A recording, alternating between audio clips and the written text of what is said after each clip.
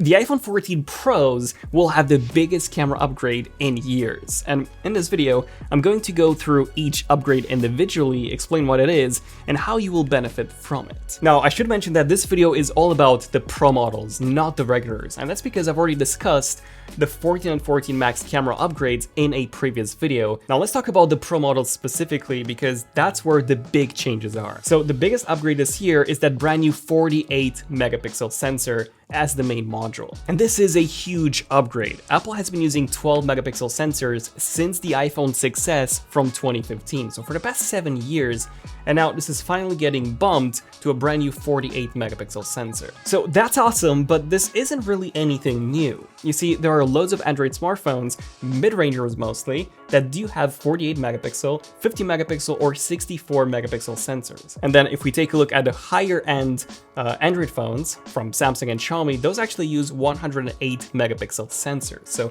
even higher res. So I think the real question here is, why has Apple gone for a 48 megapixel sensor when they could have gone for, I don't know, 50, 64, 108, or even the brand new 200 megapixel sensor from Samsung? Well, the higher the resolution is, the smaller the pixels on the sensor will actually be, and the worse the phone will perform in low light. Now, this is usually resolved by, just making the sensor bigger, but there's not a lot of room inside these phones. Also, as far as I'm aware, there are no 24 megapixel rear sensors, so 48 megapixels would actually be the smallest after 12. So it looks like Apple is trying to compete in this whole numbers game while still trying to get a decent low light performance. More about that in just a bit. Now, another reason why I do think that Apple went with this 48 megapixel sensor is because of shutter lag. On my S22 Ultra, whenever I take photos, I notice that it does take a bit to actually take the shot. And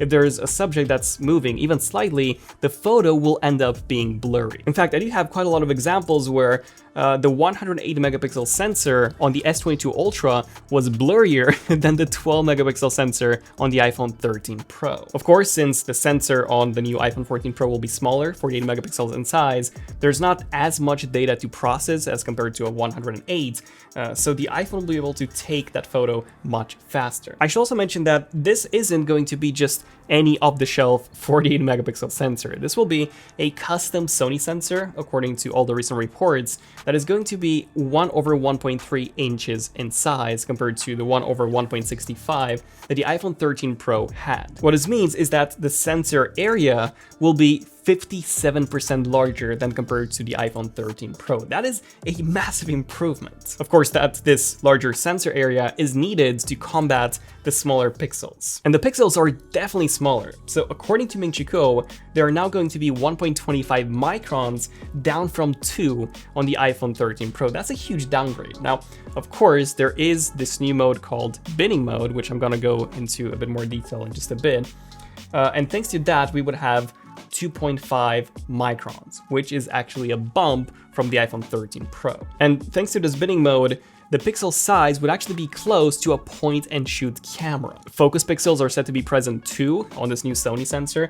Focus pixels are essentially Apple's marketing term for really fast autofocus. And Ming Chi Kuo says that the iPhone 14 Pro will take the mobile camera photography to the next level because of this new and improved sensor. So I'm super excited. And on top of that, the lens is also getting bigger. So hopefully you can see that on the dummy unit compared to the iPhone 13 Pro. The lenses are also bigger, which means that they can also capture more light, which again is needed to combat the smaller unbinned pixels. Okay, now the second improvement should be in terms of low light. So by default, low light performance should be worse, right? Because the pixels on the sensor are smaller. In fact, when I upgraded from the iPhone 6 to the iPhone 6s, I actually did a quick video test and I immediately noticed, as I was expecting, that the camera quality in low light was noticeably worse. Now, that's because on the iPhone 6s, the actual sensor was basically the same, but of course, the pixels on that sensor were smaller. Now, on the 14 Pro, not only is the sensor considerably bigger than on the 13 Pro, but we're also getting what I mentioned before, which is pixel binning. Pixel binning is something that only some Android phones with a high-resolution megapixel camera use, usually the higher-end ones. And the way it works is that 4 pixels or more will act as one. So the resulting image in the case of the iPhone 14 Pro would not be 48 megapixels, but 12 megapixels in that case, which would keep file sizes manageable. And of course, because of that, low light performance should be much better. And then when you do have enough light, that is when you'll be able to use that full 48 megapixel resolution of the sensor. Now, I gotta say, this has actually worked quite well on Samsung phones in the past, especially the S22 Ultra. Its low light is almost as good as the iPhone 13 Pro, despite having much smaller pixels. However, I did notice one big issue, which was with video. So it didn't really seem like pixel binning was working in video mode. So yeah, video was considerably worse than the iPhone. Now, Apple could solve this by having some just genius image processing like they've done in the past. They have a lot of horsepower to work with, so we could see that. If I were to put my money on a downgrade because of the smaller pixels, I think video would have to be it. Like I said, the overall photo quality in low light should see an upgrade.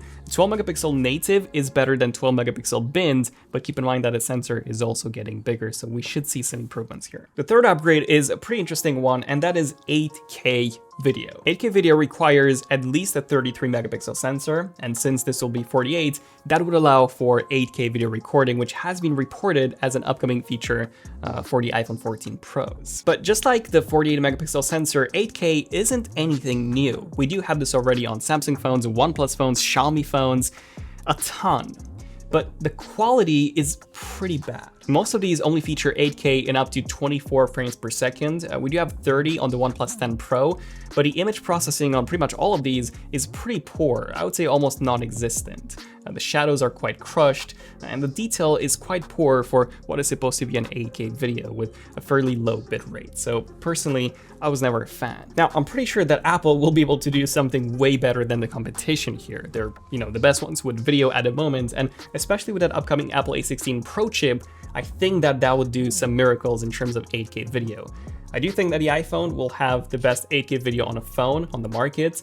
We'll have to see if it's gonna be 8K 30 or 8K 60. Probably 30, but with HDR, that'd be awesome. Getting the same image processing in 8K as we do have now in 4K would be a game changer. But where would you actually watch it? Well, there's a couple of 8K TVs. We do have one in the office, but it's mostly a gimmick. So I think the real use case, and this is what Ming Chi Kuo seems to believe as well, is going to be for the Apple mixed reality headset. Being able to view your videos there in 8K would be so much better, since everything would be zoomed in, than compared to 4K. Speaking of zooming in, the iPhone 14 Pro could, in theory, record in 8K, but then export in 4K, which should allow you to reframe the shot. So similar to how it works with the ultrawide now, whenever you take a normal photo, the ultrawide would also capture the shot so that when you go to edit that photo, you can actually zoom out and put back in the frame what you missed out on. I'm also curious to see if Apple will be adding ProRes 8K video. That would be quite insane on a phone. I don't think that's coming just because of the transfer speeds. It would take forever to get it transferred off of USB 2.0, which is what Lightning supports, and AirDrop is also quite slow. So until we get the iPhone 15 with USB-C, I honestly don't think that 8K ProRes is coming. Then number 4, we also have some upgrades to the telephoto camera. So we're not getting a periscope module, unfortunately. That's only set to be coming in 2023 with the iPhone 15.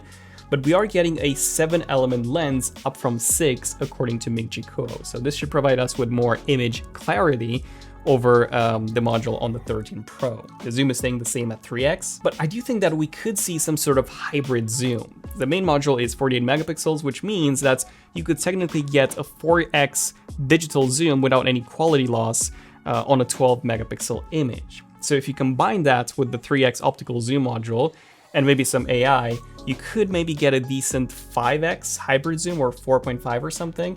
I would be curious to see what Apple manages to do here. And then number 5, we also have some pretty big front camera upgrades. And the good news here is that these upgrades are also coming to the iPhone 14s, not just the Pros. So the aperture is getting bumped to f1.9 from f2.2, which means that it will be able to capture more light and then also give you a more shallow depth of field. And then autofocus is also going to be added to the front-facing camera. This is a pretty big upgrade. It means that the image would be much sharper than what we have now with the fixed focus. It also means that you'll be able to be much closer and also much further away from the front camera and still get a sharp image. So selfies should be significantly improved with the iPhone 14s.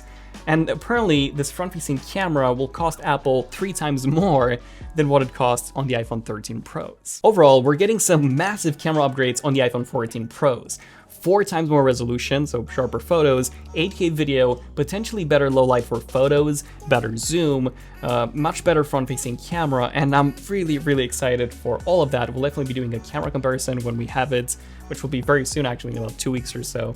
So definitely stay tuned for that, and until then, stay tuned for the final iPhone 14 Pro and iPhone 14 leaks and rumors. I'm Daniel, this is ZONEofTECH, and I'll see you guys in the next one. ZONEofTECH, signing out. Cheers.